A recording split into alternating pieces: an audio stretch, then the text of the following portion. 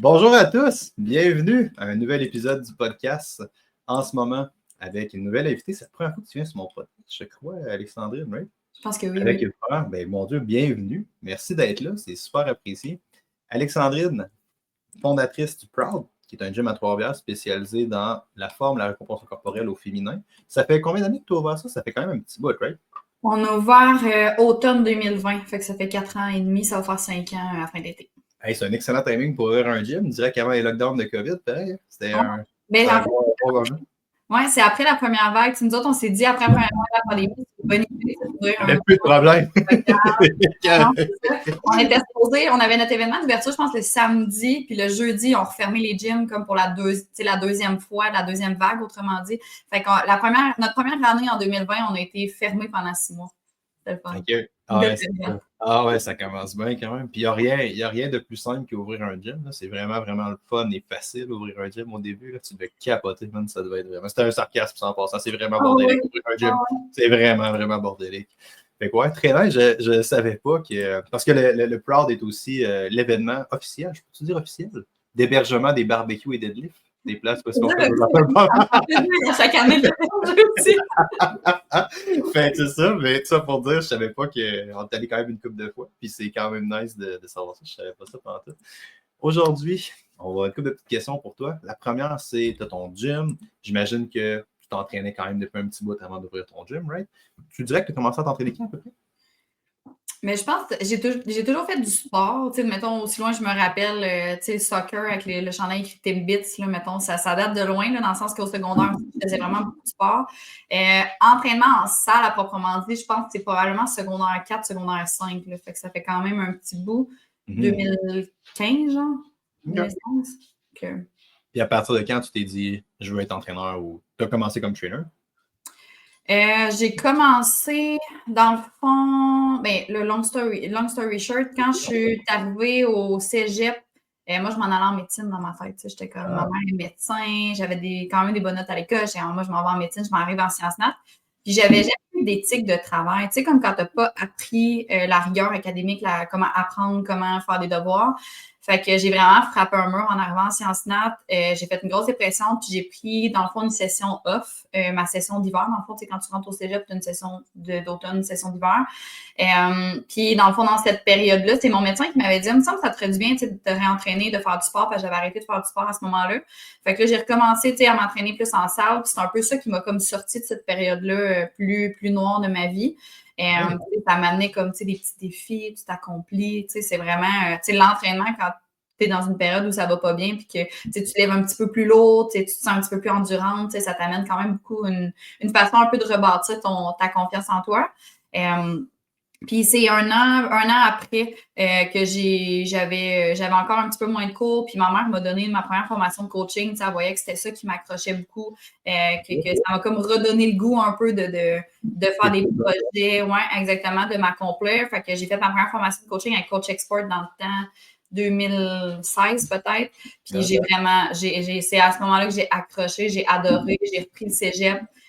Puis là, depuis ce temps-là, dans le fond, c'était vraiment comme pour le plaisir au début, pour moi. Je me suis mis à coacher des amis. Là, mes amis avaient des bons résultats. Fait que je me suis mis à coacher des amis, les cousines. Puis là, c'est comme ça qu'est né. Ouais. Très cool, ça, vraiment. J'ai bien aimé ton intro, sérieusement, sur l'activité physique comme étant une source de stabilité dans des périodes instables. Pour beaucoup de monde, puis moi, ça l'a clairement été aussi à ma minute, c'est comme ça reste une pierre angulaire où est-ce que tu peux t'améliorer, puis peu importe le bras ou les mouvements extérieurs, ça reste quelque part où est-ce que tu peux te recentrer pour toi. C'est le fun que tu embarques avec ça parce que je pense que c'est une des définitivement underrated côté de l'entraînement. Potentiellement des plus puissants aussi. Ça, c'est vraiment cool. Parfait. Fait que là, tu as commencé à entraîner des filles. Tu as commencé à entraîner du monde, on va pas dire des filles à ce stade-ci. Puis là, tu as commencé à bâtir un peu une certaine clientèle à bouche à oreille. À partir de quand tu t'es dit, je vais fonder un gym et le spécialiser parce que ton gym, je ne l'ai pas dit dans l'intro, mais ton gym est exclusif pour la femme, right? Il y a juste des femmes qui s'entraînent, c'est un gym exclusivement de femmes. Ça a pris où cette tangente-là? Dans le fond, c'est ça. Au courant de mes études, j'ai fait sciences humaines, j'ai fait sciences nat. Là, je m'étais inscrite en kin, je m'étais inscrite en technique de réadaptation physique. Là, en technique tu étais inscrite en kin? Je ne savais pas que tu avais fait kin. J'avais été acceptée toute, puis sais, en kin, comment je faisais ça? Autant que quand je le regarde en d'aujourd'hui, j'aurais dû faire kin, mais comme le parcours je pense que tout arrive pour une raison. Puis à ce moment-là, tu sais, le monde me dit, ah, ben, tu sais, en kin, tu vas voir, tu ne trouveras pas de job. Puis pour moi, la stabilité à ce moment-là, c'était bien important, tu sais. Puis là, en réadapte, tu sais, comme TRP, tu peux te trouver une job en sortant parce qu'il y a beaucoup de demandes dans les cliniques de physio. Ouais. Ben, je ne suis pas TRP. J'ai mon diplôme parce que c'est selon l'ordre professionnel des physios, dans le fond, pour utiliser le terme TRP, il faut que tu payes ton ordre professionnel. Puis là, vu que je ne te traite pas, ben, je ne paye pas mon ordre professionnel. Donc, j'ai fait mon cours en TRP, mais je ne suis pas TRP. Ouais. Fait que c'est ça. Fait que j'ai fait mes 3 ans comme TRP. Puis, tu sais, au cours, dans le fond, ma job étudiante, c'était le coaching. Fait qu'on lançait des défis. J'avais des clientes, ils venaient chez nous dans le temps là, pour celles peut-être qui écoutent, qui savent un peu, là, j'y venais dans le sous-sol chez mes parents. Mes parents m'avaient fait un bureau dans le garage. Puis là, ben, tu rentrais comme par la porte extérieure. Puis là, c'était comme mon bureau de consultation. Fait que c'était comme ma job étudiante. C'est très cool, ça. C'est très ouais.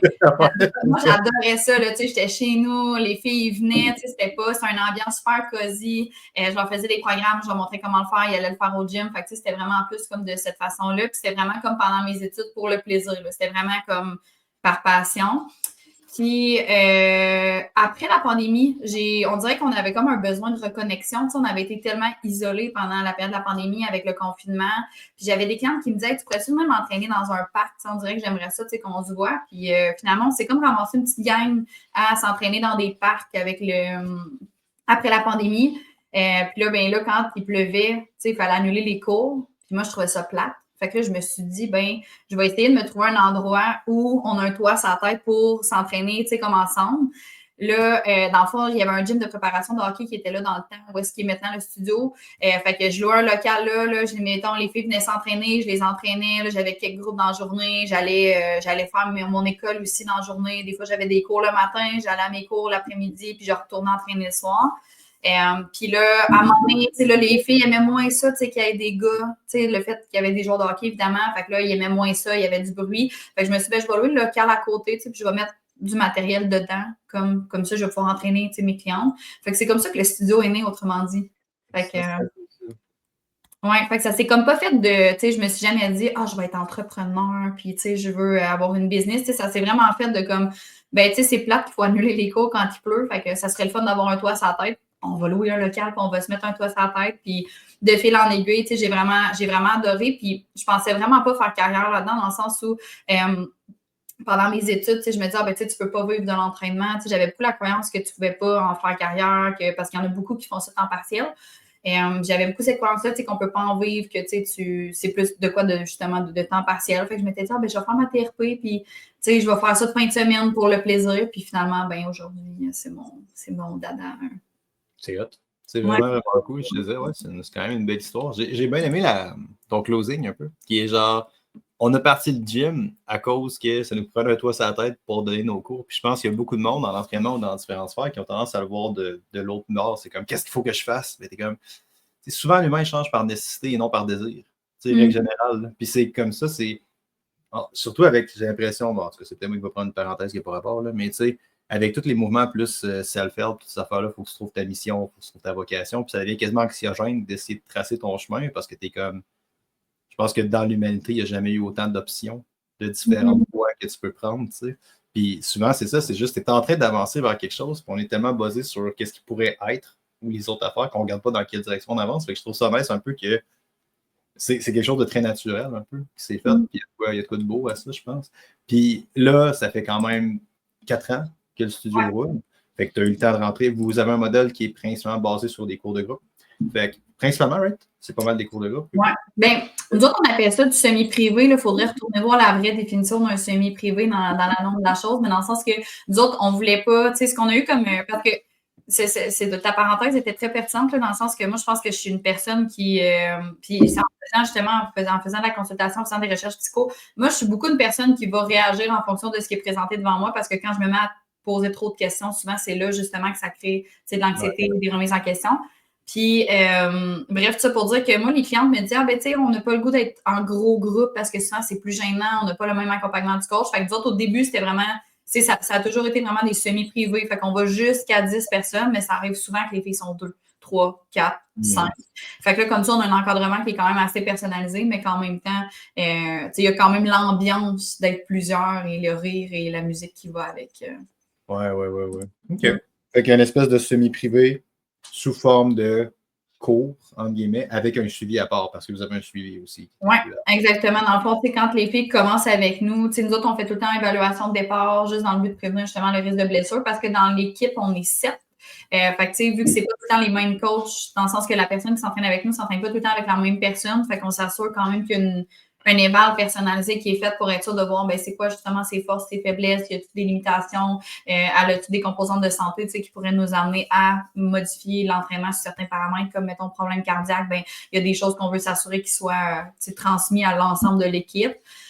Puis par la suite, les filles revoient leur coach comme à chaque mois pour regarder avec elles niveau saines habitudes de vie, alimentation équilibrée, vraiment plus dans des astuces, des conseils pour s'assurer qu'ils récupèrent bien et qu'ils atteignent leurs objectifs. Fait que dans le cadre de ça, tu as quand même vu beaucoup de femmes, principalement. Oui. Tu dirais que c'est quoi les erreurs les plus courantes que les femmes vont faire lorsqu'ils vont entamer un procédé de remise en forme ou de recomposition corporelle?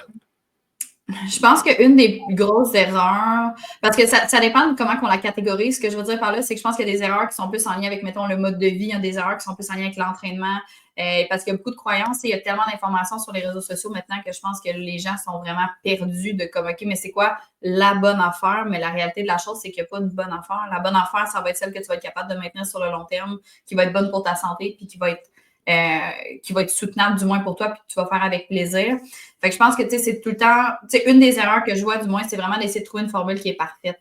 Parce que la formule parfaite pour, mettons, Sylvie, puis la formule parfaite pour Amélie, c'est peut-être pas la même, mais les deux vont amener au même résultat en bout de ligne ou vont amener à la même destination. Fait que je pense qu'il y a ça beaucoup, l'aspect intensité aussi. Nous autres, on est beaucoup des fervents des petits pas à la fois. Fait que dans le sens de, mettons qu'on veut commencer à s'entraîner, de commencer avec 2 fois par semaine, par exemple, au début, de l'intégrer à sa routine, s'assurer qu'on a une belle récupération. Souvent, on a des femmes qui veulent commencer, qui veulent s'entraîner 5-6 fois semaine en commençant. C'est sûr que c'est beaucoup plus dur de le maintenir sur le long terme. Puis niveau confiance en soi, c'est quand tu dis que tu vas t'entraîner 5-6 fois semaine, mais qu'en bout de ligne, tu fais juste 3, tu as comme une déception qui se crée, alors que la réalité, c'est que si tu passes de 0 à 3 en 1 an, c'est quand même 156 entraînements dans ton année. C'est énorme comparativement à l'année d'avant. Fait qu'on est beaucoup dans on va y aller un pas à la fois dans la progression, justement. Puis je pense que ça, c'est une erreur que beaucoup de femmes qui font. Qui est de monter trop les entraînements? De vouloir partir en lion, je crois. Je le dirais de cette façon-là parce que je crois que c'est dans toutes les sphères, autant au niveau de l'alimentation, des saines habitudes de vie, de la routine, de toutes les routines de façon générale. Puis comment est-ce que vous attaquez ça? Comment est-ce que vous assurez que le monde parte pas trop tough? Pas trop à Lyon, dans ce cas-ci. Lyon, oui, dans ce cas-ci. Mais je pense que c'est de descendre un peu les attentes, dans le sens que je pense que de l'expliquer puis de le mettre en lumière, je pense que déjà, ça l'aide dans la compréhension. Souvent, on aime bien nous mettre Souvent, moi, je vais mettre 2 focus à la fois. Fait que, par exemple, il y a beaucoup dans les saines habitudes de vie, je pense qu'il y a beaucoup un principe de domino. Fait que ce que je veux dire par là, c'est que quand tu commences à t'entraîner, souvent, par le fait même, tu vas mieux manger inconsciemment, tu vas mieux dormir, tu vas avoir une meilleure gestion de stress. Fait qu'il y a comme beaucoup de choses qui vont s'enclencher sans qu'on ait besoin de mettre l'effort sur le fait de se coucher plus tôt. Fait que, ça va genre se faire par le fait même. Fait que souvent, on va essayer d'établir vraiment comme 2 priorités avec la personne, de regarder avec elle, OK, c'est quoi un peu tes dominos à toi qui vont amener à ce que le reste va se faire un peu plus tout seul. Fait que souvent, par exemple, c'est l'entraînement parce qu'on a un centre d'entraînement. Fait que les filles viennent souvent nous voir pour l'entraînement. Puis généralement, ça va être soit l'alimentation ou vraiment plus de manger à des heures plus régulières ou des choses un peu dans ce style-là qui vont vraiment amener une certaine routine puis qui vont amener justement à ne pas partir en Lyon parce qu'on va avoir juste 2 focus. Mais indépendamment que tu aies un centre d'entraînement ou pas, je pense que tu as amené de quoi d'intéressant qui est de partir avec où est-ce que la personne allait. Ça, je pense que c'est important, parce que la difficulté pour un peut être une certaine facilité pour l'autre, ce qui est un point que tu as amené, je pense. Mais si tu avais à choisir de quoi qui risque d'impacter ou de faire tomber le plus de dominos, comme tu as amené l'exemple, je pense que c'est définitivement l'activité physique.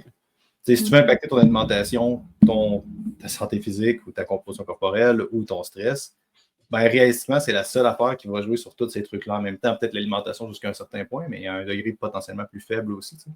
Fait que je pense que ça reste quand même une bonne piste de solution. Tu n'as pas mal de monde qui vont commencer à mieux manger à cause que justement, ils s'entraînent, même s'ils n'essayent pas nécessairement de mieux manger. Tu sais. Ça devient une espèce de roue qui tourne un peu par rapport à ça. Puis, tu dirais, dans le fond, c'est de partir un petit peu trop forte, un peu comme défi. Tu dis qu'il y a d'autres défis plus spécifiques à la femme que les clientes vont rencontrer? Je pense que ça, c'en est un gros, là, du moins, de toutes les femmes que j'ai vues. Je pense que c'est assez rare. J'ai quelqu'un qui me dit je vais commencer tranquillement, une étape à la fois. Tu sais, souvent, quand on est motivé et qu'on a un désir de changement, souvent, c'est parce qu'on a attendu. Tu sais, dans le sens qu'on a toléré une situation pendant longtemps. Fait que là, on en vient à un point qu'il faut tracer une ligne dans le sable puis commencer. Fait que souvent, on veut partir un petit peu plus en lion. Sinon, une des erreurs, je pense, ça serait vraiment de se tourner vers des affaires super en intensité. Tu sais, au début, du moins, je pense que les cardio-hits de ce monde, ces choses-là, c'est pas nécessairement des choses qui sont mauvaises, mais de vouloir se tourner que vers le cardio, mais pas de faire de muscu, mettons, au travers. Fait que de vraiment varier, tu sais, de pas varier ses activités, autrement dit. Je pense que ça aussi... Quelque chose qui est assez spécifique, parce que tu me parles pour une population plus débutante, right? Ouais. Quelque chose qui est plus spécifique aussi au HIIT, que le monde ne réalise pas tant, c'est que tu ne seras probablement pas capable de faire du HIIT si tu commences, même si tu essayes d'en faire. Parce que ça te demande un certain niveau d'efficacité et un certain niveau de skill à aller chercher ta fréquence cardiaque maximale. Là, ou du moins de le maintenir. C'est vraiment, vraiment difficile pour quelqu'un qui est out of shape d'aller chercher les bénéfices de la haute intensité. Fait que là, tu te ramasses à faire une espèce de circuit training-ish à intensité qui est modérée ou plus. T'sais. Fait que je pense que ton point est quand même intéressant aussi par rapport à ça. Ça ne veut pas nécessairement dire que ce n'est pas une bonne méthode d'entraînement, surtout si tu aimes ça. Mais c'est vrai que les gens ont tendance à prioriser ça beaucoup parce qu'on entend beaucoup parler du afterburn, puis du hip-hop, puis toutes ces affaires-là un peu par rapport à ça. Mais ça, c'est excessivement intéressant. Fait que tu dirais que c'est quoi la meilleure manière de commencer pour quelqu'un qui arrive dans ton bureau et qui veut starter ça? Mais moi, je suis beaucoup pas dans le plaisir, mais dans le plaisir de bouger. Fait que moi, je pense que la meilleure façon de commencer, c'est d'intégrer des activités que tu aimes et que tu apprécies dans un premier temps, même si c'est pas nécessairement la chose la plus optimale, mais souvent, tu vas être capable de créer une adhérence puis d'intégrer d'autres choses par la suite. Tu sais, les hits n'étant pas nécessairement quelque chose de mauvais, mais je pense que des fois, ça peut être décourageant aussi pour certaines femmes de commencer avec ça parce que, tu sais, aller dans une haute intensité quand tu t'es jamais entraîné de ta vie, tu as vraiment l'impression en finissant ton workout que j'ai pas d'autre expression que à bout de ta vie, là, mais dans le sens que le but étant de créer une expérience qui est positive avec l'entraînement, d'intégrer l'activité physique, que ce soit un moment où tu prends soin de toi. Si à chaque fois que tu vas faire un entraînement, tu finis puis t'es la fatigue toute la journée, tu sens que tu es vraiment drainé de toute énergie, je pense que c'est d'être capable de le doser.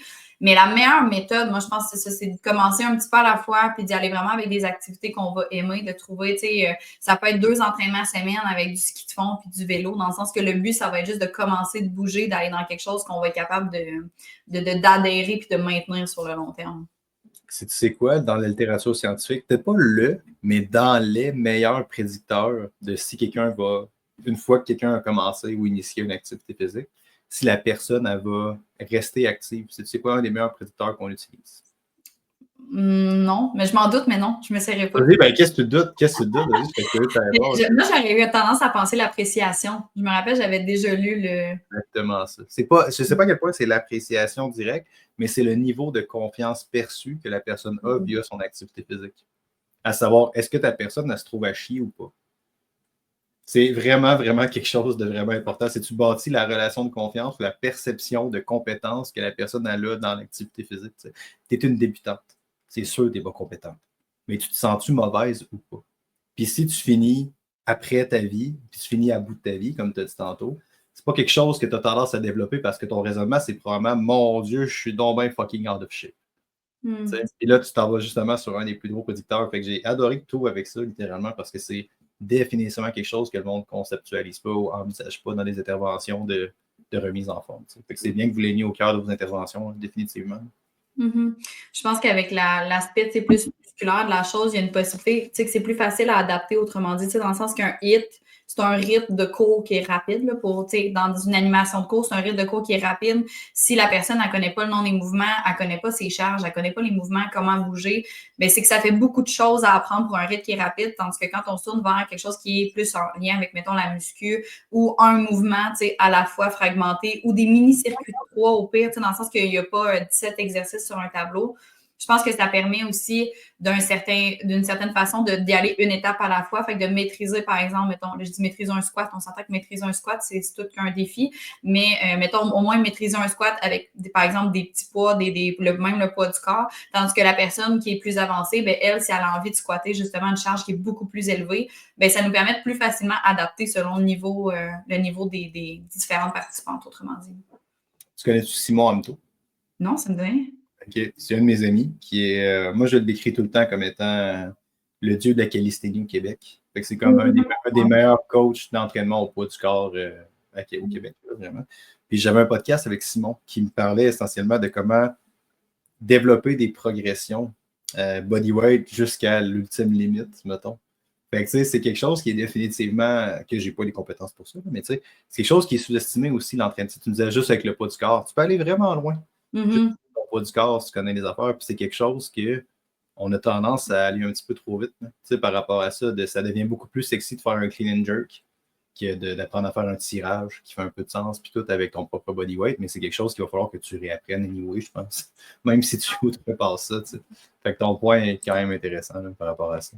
Oui, surtout dans l'aspect fonctionnel de la chose, dans le sens que dans une optique où on veut que la personne soit le plus fonctionnelle dans ses activités de la vie quotidienne, soulever des boîtes, tirer, pousser des meubles, mais d'être capable de le faire soit en contrepoids ou avec le poids du corps, je pense que c'est vraiment la base aussi pour être capable de faire tes mouvements de la vie quotidienne, mais en ayant un bel engagement et de réduire le risque de blessure aussi.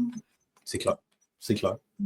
Puis, est-ce que tu utilises, là, tu me parles d'exercices plus fonctionnels, est-ce que tu utilises d'autres méthodes qui sont plus précises à la clientèle cible ou aux filles? Mettons, y a-t-il des différences dans comment tu attaques l'entraînement des femmes versus l'entraînement population générale, je dirais, ou pas tant à ton studio pur et net, là, mettons?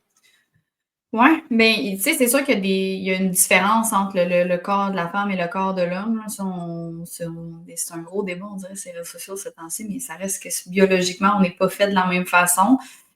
Après ça, tu sais, je pense que c'est plus dans la spécificité de ce que les femmes aiment travailler, puis plus en lien souvent avec la maternité, la grossesse, dans le sens où tu sais, un homme, l'engagement du transverse, ça va être super pertinent. Là. C'est juste qu'on n'aura peut-être pas le même attention qu'on va mettre, mettons, quand on a un retour de quelqu'un qui fait un retour postpartum, mettons, sur bien engager son périnée, bien engager son transverse, s'assurer qu'elle respire, s'assurer qu'il n'y a pas de symptômes pelviens. Fait que, il y a comme beaucoup de choses qui rentrent en ligne de compte, je pense, avec la femme, outre l'aspect corporel de la chose, l'aspect physique de la chose. Sinon, je pense que, tu sais, la femme, puis je me souviens avoir fait des recherches, mais je ne pourrais pas te sortir exactement la source, mais que la femme a plus tendance à connecter avec l'esprit de communauté. C'est le fait d'être en groupe, le fait de connecter avec l'autre. C'est correct, c'est juste les losers qui font de la recherche chez nous. Fait que tu n'as pas besoin de te justifier là-dessus. Non, mais quand même. Mais tu sais, le sentiment, autrement dit, le sentiment d'appartenance à un groupe va être beaucoup plus fort. Fait que, ça, c'est sûr que dans le semi-privé, dans la méthode, autrement dit, qu'on va utiliser, bien, c'est sûr que le fait de le faire en petit groupe, ça va faire plus de sens. Puis après ça, ben, au niveau entraînement, je dirais qu'il n'y a pas nécessairement de grosse différence dans le sens qu'on va quand même travailler. On va vouloir que la personne elle se développe dans toutes les sphères. Fait qu'on va autant faire de l'hypertrophie, de la force, de l'endurance, un peu de cardio parce qu'on veut vraiment qu'elle soit polyvalente dans sa vie quotidienne. Tu as dit quelque chose que j'ai vraiment, vraiment aimé. J'ai fait une joke avec les users qui font de la recherche. J'ai passé 9 ans de ma vie full-time à faire des études scientifiques. Fait il y a de quoi que moi, j'ai appris vraiment en tort, qui est biologiquement, on peut t'en sortir des différences. Il y en a. Puis il y en a qui pourraient. Est-ce que ça se répercute par des différences concrètes dans la programmation? Ça serait vraiment une grosse conversation quand même. Tu sais, il y aurait des talks à avoir. Tu sais, mettons, il y avait une couple d'années, on avait parlé de périodisme selon le cycle menstruel, entre autres, parce que certains taux d'hormones peuvent varier, des choses comme ça, pour se rendre compte que finalement, il y a beaucoup de variabilité dans les femmes à même le cycle. Fait qu'est-ce que ça vaut la peine de le développer? Peut-être, peut-être pas. C'est une conversation, tu sais. Mais où est-ce qu'il y a énormément de variabilité? C'est dans les choix et les intérêts. Et c'est ça que tu as dit. Tu as dit, genre, ils ne voudront pas la même affaire. Fait, évidemment, la grossesse en soi est une chose qui change et qui a des impacts quand même significatifs au niveau, entre autres, du plancher pelvien une chute. Là, tu sais. Mais ils ne veulent pas la même affaire. Puis ça, c'est quelque chose qui est quand même excessivement intéressant. Où est-ce que le monde faudrait dire, OK, y a-t-il une différence biologique entre un homme et une femme? Mais t'es comme, ouais, mais l'individu a quand même un libre arbitre, right? Il a le droit de vouloir des choses différentes. C'est là que ça devient une autre conversation, un peu, je pense, par rapport à ça. Oui, effectivement.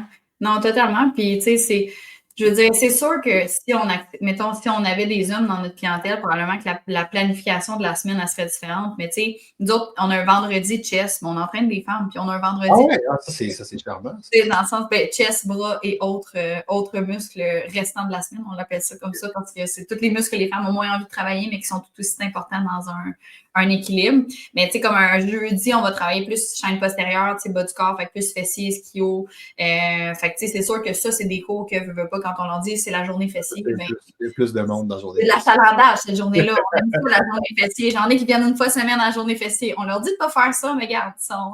Comment t'appelles ta journée de chess? Dans ça, ta journée fessier, c'est quoi son nom officiellement? Disons qu'on a des noms de poche pour nos. Pour vrai, j'ai vu des gyms là, que c'est genre des trucs super réfléchis, genre chest, en tout cas des affaires, mais nous autres, c'est genre c'est haut du corps, chaîne antérieure. Tu sais, c'est vraiment très poche. C'est ça.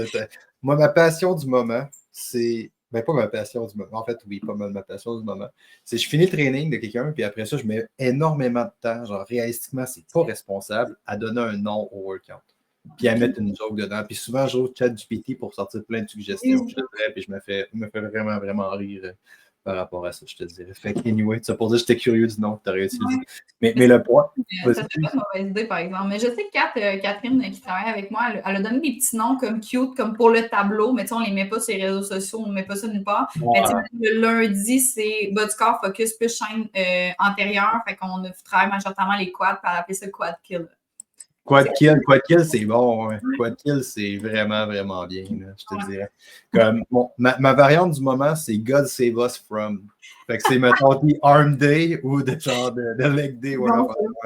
C'est quand même drôle d'avoir ça qui pop dans ton training, je te dirais. Parce que le logiciel que j'utilise, il y a un nom, les journées. C'est pas écrit jour 1, mettons.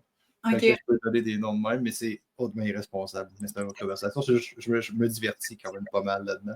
Ben ça c'est super cool. Puis dans cette optique-là, où est-ce que là, tu me parles de différences linéaires dans les choix, mais aussi dans les interventions, est-ce que vous avez des approches spécifiques que tu utilises dans tes tests pour suivre le progrès ou dans les besoins, mettons? As-tu des outils précis que tu utilises qui sont pertinents pour ta clientèle, pour des femmes qui veulent se remettre qui ont l'air d'être plus débutantes, de ce que j'ai compris? Oui, les débutants intermédiaires, c'est sûr qu'on a beaucoup de monde. Je pense que c'est vraiment un. Tu sais, tantôt, je parlais de nous autres, on réagit en fonction de ce qui se présente à nous, là, dans le sens que moi, je ne me suis pas levée un matin en me disant, OK, on va être un gym que pour femmes. Puis, tu sais, ça. Tu n'as pas eu ce choix-là conscient? Ben, moi, j'ai toujours aimé mieux travailler avec des femmes. Depuis que j'ai commencé dans le domaine du coaching, j'ai tout le temps préféré travailler avec des femmes, mais quand tu commences dans le domaine du coaching, tu prends la clientèle qui vient vers toi, donc un peu tout le monde. Mais c'est vraiment, tu sais, dans le fond, c'est dans les cours. Quand j'ai commencé les cours semi-privés à l'extérieur, il n'y avait que des femmes qui s'inscrivaient, bien entendu. Puis, en fait, on n'a jamais eu d'inscription homme. Fait que je pense que mais on n'a jamais refusé, dans le sens qu'on n'a jamais dit aux hommes, vous n'avez pas le droit de vous inscrire dans nos semi-privés. On n'a juste jamais eu de demande pour un homme. Mais bref, pour revenir à la question c'est je pense que les outils, on les a comme développés avec T'allais-tu dire ultime? T'allais-tu dire la question ultime? Ouais, je suis pas mal sûr qu'il y a eu ultime qui a été dit. Là. Je sais pas pourquoi j'ai dit ça. C'est bon, vas-y. Mais on est vendredi, hein, fait que des fois, ça se peut que ça parte. J'avais ça que tu pensais que j'allais le laisser couler, puis là, j'étais comme, tu me connais crispement pas. C'est sûr que je vais dire. Mais bref, vas-y. Des fois, je rajoute des adjectifs de il faut juste. Des fois, là, c'est comme, on dirait que c'est quand j'anime un cours, là, je mets tout le temps des adjectifs vraiment pas rapport pour faire rire, ça rend ça plus dynamique, mais je me rends compte que je le fais dans le conversationnel. J'ai l'air vraiment bizarre, mais c'est pas grave, j'aime ça. Non, faut pas t'arrêter ça, c'est parfait, c'est excellent, ouais. Qu'est-ce que tu disais, excuse-moi. Mais c'est ça, je pense que les outils, on les a un peu bâtis en fonction de la personne qu'on avait devant nous. Fait que moi, j'aime bien ça, avoir, mettons, une problématique, un défi ou peu importe avec une cliente, puis de me dire, OK, bon, mais cette personne-là, comment que pour elle, on peut évaluer, mettons, son progrès selon ce qu'elle veut optimiser, dans le sens où j'en ai qui veulent de la recomposition corporelle, j'en ai qui veulent de la mise en forme, mais j'ai autant des femmes d'une 60aine d'années que elles, ce qu'elles veulent, c'est être capable de maintenir leur ski de fond pendant leur retraite. Fait que là, pour elle, mettons, on va choisir un parcours, puis sa progression à elle, ça va être comme, OK, est-ce que je suis capable de faire le parcours au complet ou je suis obligée d'arrêter à moitié parce que mon corps n'est pas capable de suivre ou du moins, j'ai besoin de prendre X nombre de pauses ou, peu importe les paramètres qu'on va utiliser. C'est sûr qu'en termes de recomposition corporelle, souvent, nous autres, on aime bien utiliser les photos. Photos autour de taille, poids, c'est pas ma mesure préférée, mais c'est une mesure qui est facile à prendre. Fait on peut l'utiliser, on va l'utiliser parmi d'autres mesures, mais on recommandera pas nécessairement au monde de se peser à la maison. Je pense que des fois, ça peut créer une relation avec la balance qui est plus difficile, un lien avec l'image de soi aussi. Fait que souvent, ça va être, on a comme plein d'outils, puis on va comme choisir selon la personne qui est devant nous, qu'est-ce qu'on va utiliser pour mesurer sa progression. Il y a un terme qu'on a utilisé, peut-être que j'ai utilisé, que tu as utilisé aussi un peu, qui est recomposition. Je pense que ça serait peut-être intéressant de le définir pour le monde qui écoute, qui ne savent peut-être pas c'est quoi. C'est quoi pour. Parce que c'est aussi dans ton titre, littéralement sur Instagram, de recomposition. Qu'est-ce que tu entends par une recomposition?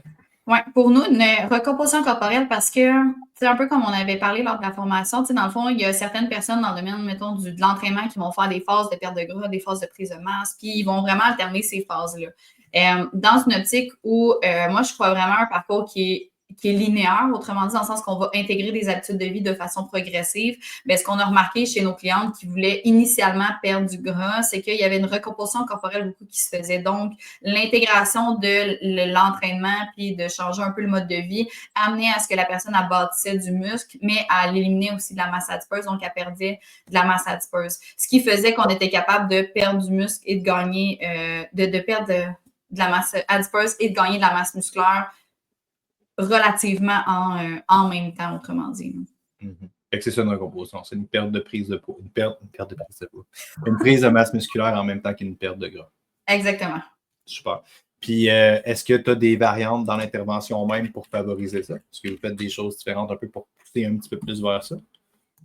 C'est sûr que l'intégration de l'entraînement, un entraînement qui va être justement plus musculaire, ça va faire partie des facteurs pour justement aller chercher le gain de masse musculaire. Au niveau de l'alimentation, ça va vraiment dépendre d'une personne qu'on a devant nous. Nous autres, on n'est pas dans le sens qu'on ne remet pas de plan alimentaire, on n'est pas dans le calcul de calories et compagnie.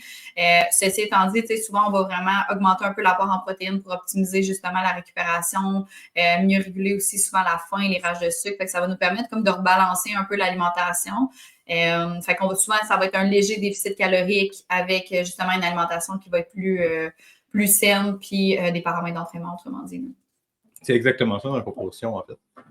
La composition, c'est pas mal tous ces paramètres exacts-là que tu veux utiliser. Fait que ça qui est intéressant. Tu pourrais argumenter, puis c'est probablement une opinion pas populaire, je te dirais, là, mais tu sais, moi, j'argumenterais qu'on a un fixe limite malsain, ces protéines dans le monde de l'entraînement sur de nombreux points.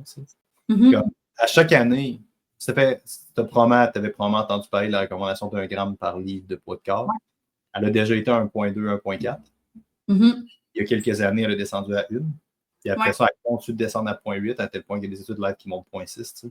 Fait qu'on se rend compte que c'est un paramètre qui a été vraiment, vraiment overrated. J'argumenterais que pour une perte de poids, ça va être un plus, mais c'est peut-être pas si essentiel qu'on a déjà pensé la quantité de protéines que tu peux aller chercher dans une perte de gras. Dans une recomposition, c'est probablement crucial. C'est probablement un des facteurs les plus importants que tu peux aller chercher. Fait que c'est intéressant qu'il soit mis aussi au premier plan comme ça. Effectivement. Je pense que ça permet aussi, souvent, nous autres, les protéines, on le voit, oui, pour la récupération, mais je pense aussi que c'est une façon de, comment je pourrais dire? Faire de l'argent avec des compagnies de suppléments, je suis d'accord. Non, c'est vrai. Surtout de rebalancer un peu les autres macronutriments dans le sens où, quand on a un assiette qui est balancé avec un bon apport en protéines, bien souvent, on voit dans l'alimentation des gens qui ont tendance à moins manger du sucre après les repas. Ils vont avoir comme moins de petites collations de ça parce que le niveau de faim va comme se réguler aussi. Fait que nous autres, il y a comme toute cette composante-là. Il y a, oui, la composante comme d'apport en protéines en tant que tel pour les bénéfices du corps, mais aussi le fait justement d'avoir un petit peu plus de légumes, un petit peu plus de protéines, bien, ça permet justement que le volume nutritionnel change un peu en proportion. 100%. 100%. C'est vraiment, vraiment bien ça. Puis, tu as amené de quoi aussi que j'aimerais peut-être ça qu'on le pousse. Je ne sais pas à quel point c'est intéressant. En tout cas, moi, je pense que c'est intéressant parce que là, tu me parles d'utiliser la balance pas tant pour ta clientèle, right? Tu as dit que ça pouvait créer une mauvaise relation. Tu entends quoi par ça exactement? C'est une bonne question. C'est un sujet très, très délicat, mais tu sais, nous, je trouve que c'est délicat. OK, vas-y. Moi, je trouve que c'est un sujet. Ben, tu sais, tout ce qui est relatif à, mettons, alimentation, perte de poids, balance, je trouve qu'on est tout le temps dans des. J'ai tout le temps l'impression qu'on marche sur des œufs, tant au niveau qu'il y a des modes de pensée, soit avec, mettons, les nutritionnistes vont dire quelque chose, les naturopathes vont dire autre chose, les psychologues vont dire autre chose, dans le sens que tout le monde a un peu son opinion au travers de tout ça. Puis pour nous, l'aspect bienveillance, l'aspect bien-être, c'est quelque chose de super important. Fait que, tu sais, en lien plus avec la balance, je pense qu'il y a certaines personnes qui vont l'utiliser, qui vont être bien avec ça, puis ça va bien se faire. Tandis que j'ai l'impression qu'il y a d'autres personnes qui vont beaucoup accorder de valeur à ce que la balance va dire. Mais la réalité de la chose, c'est que tout dépendamment le moment de la pesée, le moment du cycle menstruel, qu'est-ce qu'on a mangé, la digestion, il y a tellement de facteurs qui rentrent en ligne de compte qu'on ne peut pas dire que c'est une mesure qui est absolue sur la progression, loin de là. Fait qu'après ça, c'est est-ce qu'on l'utilise ou on ne l'utilise pas? En même temps, c'est une mesure qui est super facile à prendre. Dans le sens que c'est court en temps, ça ne demande pas un gros engagement. Fait que souvent, nous, on va le prendre au suivi si la personne est à l'aise avec. Des fois, on va le prendre, on va le cacher pour pas que la personne le voie. Si elle n'est pas à l'aise de le voir, j'ai des clients qui ne veulent pas le prendre, on ne le prend pas. Fait que ça va vraiment dépendre un peu de la personne qu'on a devant, dans le but justement de s'assurer que c'est bienveillant pour elle puis que ça ne devienne pas un facteur limitant de pression. Quand on fait des études chez la femme en perte de gras, typiquement, on va prendre le poids, en règle générale. Sauf qu'une des questions qu'on pose, que tu as amené, que beaucoup de femmes ne considèrent pas, c'est la phase du cycle menstruel. On peut parler d'augmentation, dépendant, c'est tout le temps en pourcentage du poids corporel, mais c'est pas exactement rare de voir des fluctuations du poids de 3 à 5 livres pour une femme qui embarque dans sa phase lutéale. Puis ce poids-là, il va juste partir lorsqu'il va y avoir une perte de liquide sanguin, il va y avoir de l'eau qui va partir via les menstruations, tu sais, no shit. Puis il y a beaucoup de femmes qui ne considèrent pas ça, que juste la variation du cycle menstruel, ça peut être la différence entre avoir quote-on-quote une bonne semaine, ça balance, puis une mauvaise semaine, ça balance. Tu sais. Parce que ton poids pourrait fluctuer de 5 livres vers le haut, que ça soit non seulement normal, mais sain. Puis ça arrive, tu sais. Puis ça fuck une mesure un peu. Puis j'ai bien aimé ça, c'est qu'il y a du monde qui accorde leur valeur beaucoup à balance. Tu sais. Par rapport à ça, sans connaître les limites. Puis nous autres, on s'en va au Canadien en powerlifting dans une couple de mois. J'ai une fille qui compétitionne dans les 57 kilos. Elle va arriver à 57 kilos précise, puis elle va perdre genre 3-4 kilos facile dans une semaine, puis elle ne perdra pas un once de gras. Zéro pin barre. Là. Dans les sports de force, on est excessivement bon à jouer avec la balance. Là, pour justement parce qu'il y a des catégories de poids. C'est juste comme ça que le sport il marche. On n'a pas le choix. T'sais. Si je pouvais éliminer de quoi ces sports de force, c'est clairement ce que j'éliminerais. Parce que ça incite à beaucoup d'abus. Surtout lorsque tu t'envoies dans des hydratations extrêmes, des affaires de même, où est-ce que tu peux facilement perdre des quantités malsaines de poids en des temps très courts. Mais le point étant, c'est une réalité de ça. Puis je pense que c'est intéressant, justement. Mais ça, c'est potentiellement une spécificité de ta clientèle. Fait que j'ai trouvé ça intéressant, cette espèce de relation-là avec la balance. Ça démontre un certain niveau d'expertise via les craintes de la clientèle. Quelque chose qui est important aussi, je pense, parce que tu travailles avec un humain, ultimement. Oui, exactement. Exactement. Puis moi, j'ai beaucoup. Tu sais, moi, les photos, c'est quand même quelque chose que je trouve intéressant aussi, une autre mesure, parce que j'ai beaucoup de clients qui manquent le pas sur la balance, parce que là, on parle encore une fois de recomposition corporelle. Donc, si on suit la logistique de la recomposition corporelle, bien, une femme qui ne s'entraîne pas du tout, qui commence à s'entraîner, elle va prendre de la masse musculaire. Elle ne prendra pas 15 livres dans les 6 premiers jours d'entraînement, mais reste qu'elle va quand même prendre du poids sur la balance. Puis là, c'est que si on crée un léger déficit calorique, bien, veut pas, ça fait que le poids ne va pas énormément varier en partant, ce qui fait que sa composition corporelle va beaucoup changer. Puis quand on va regarder le look sur les photos, ben on a une différence qui est quand même assez marquée. Fait que c'est un peu là que je trouve que c'est important d'avoir plein de façons de mesurer. Parce qu'après ça, ben, quand on prend un petit pas de recul puis on regarde la progression de la personne, peut-être qu'elle va avoir perdu, entre guillemets, 5 livres sur la balance en 4 mois, mais quand on regarde sa composition corporelle, quand on va regarder justement la force qu'elle a pris dans le gym, c'est plus du tout la même personne. Là. Exact, 100%. Ça arrive assez souvent. Ça devient une erreur dans ce cas-ci de juste baser uniquement sur le poids. Est-ce qu'il y a des mythes ou des sujets que tu devrais démystifier, que tu aimerais ça démystifier concernant l'entraînement ou la nutrition au féminin? Il y en a tellement. Si on savait, il y en a tellement. Mais Ton top 3. Mon top 3. C'est une bonne question. Dans les mythes, ben, je pense que tout ce qui relève, ça, c'est un peu plus en lien avec justement la nutrition, mais de tout ce qui est en lien avec les glucides, le fait de couper complètement les glucides. Encore une fois, on parle de perte de poids, mais quelque chose qui va être beaucoup une perte d'eau aussi. À cause de la rétention d'eau, je avec les glucides. Fait que là, les gens vont avoir l'impression qu'ils vont perdre du gras sur la balance en coupant complètement les glucides. Ça, je pense que c'est un gros mythe aussi. Puis je pense que ça dépend des générations aussi beaucoup. Moi, je travaille autant avec du 25 que du 65. Fait qu'on voit en dizaines d'années un peu c'est quoi les croyances ou les mythes qui relèvent de chaque tranche d'âge. Fait que ça, c'est intéressant. Comme quoi, tu dirais quoi comme différence de tranche d'âge? Ben, j'ai l'impression, puis encore une fois, c'est vraiment une impression, je n'ai pas fait une étude approfondie, là, mais mettons, j'ai l'impression que la génération, mettons, 25-30 ans, sont plus conscients de l'alimentation, peut-être un petit peu plus de bagages informatifs, mais pas toujours bien comme information, mais dans le sens que j'ai l'impression qu'il y a une curiosité peut-être un petit peu plus de cette population-là.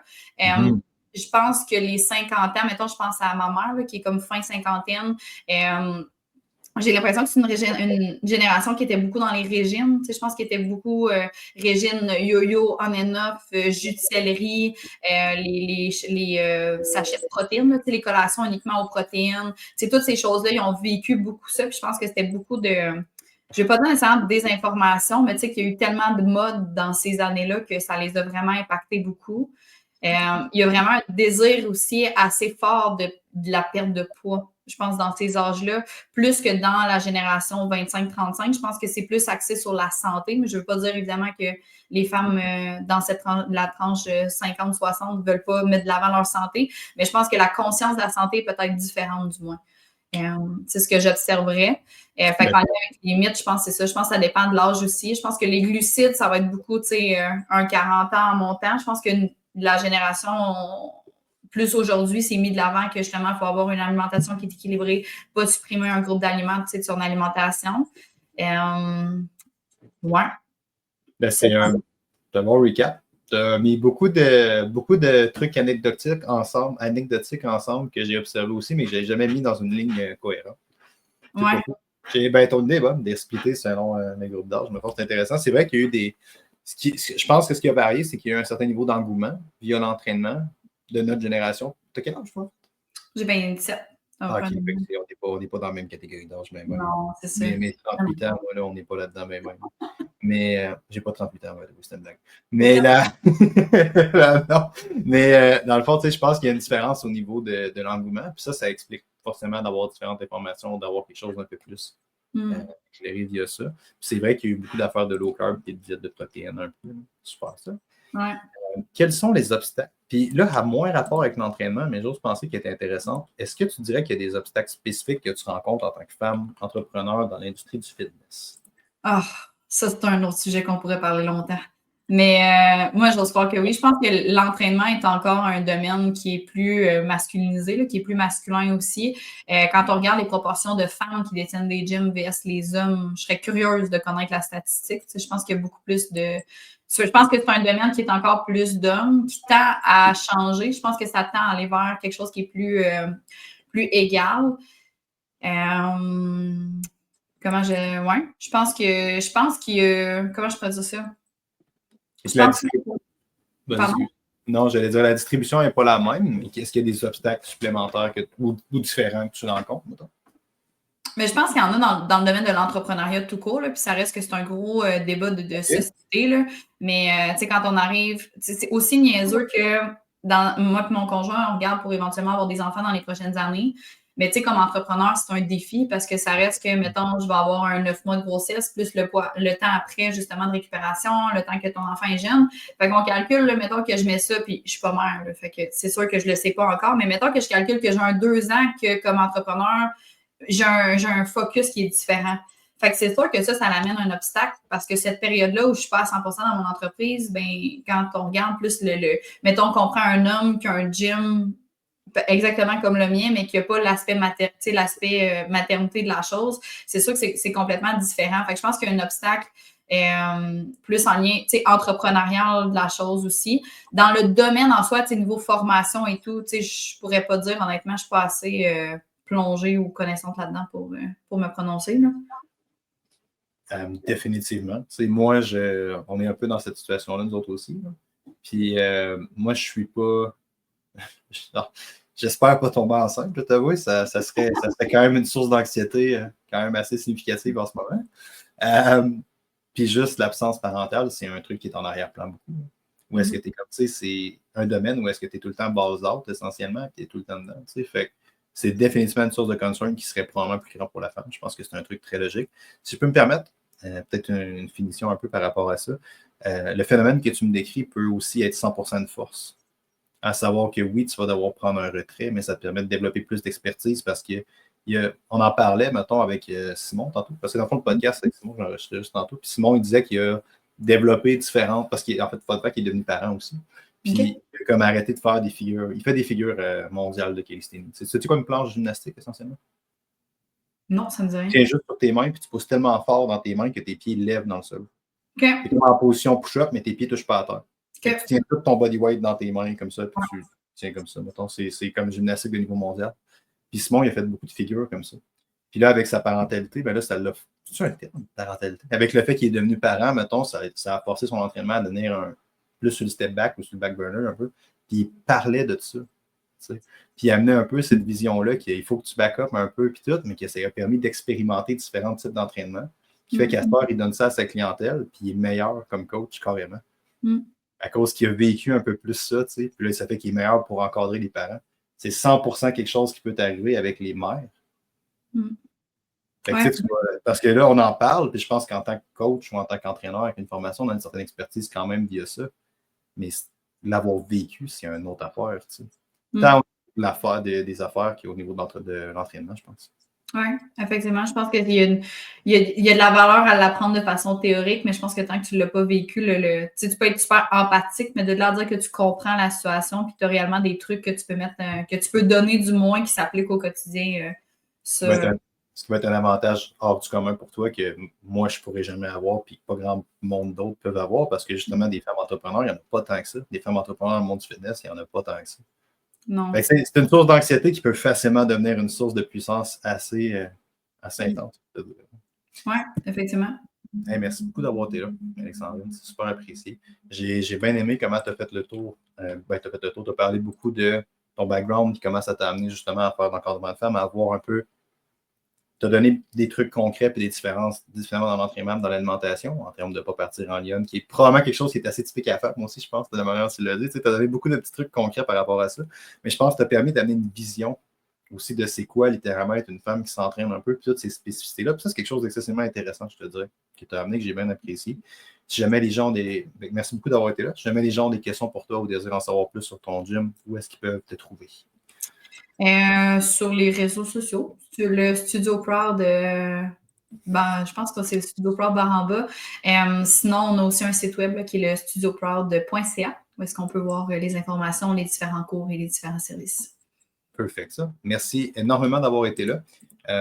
Si jamais vous avez aimé, vous savez que vous avez aimé, le lien pour les emails est dans la description. Vous pouvez vous abonner là-dessus. Je mets beaucoup de temps, beaucoup d'amour pour les courriels. On se reparle bientôt tout le monde. Merci beaucoup d'avoir été là. Merci Alexandrine d'avoir été là. Merci. Ciao, bye!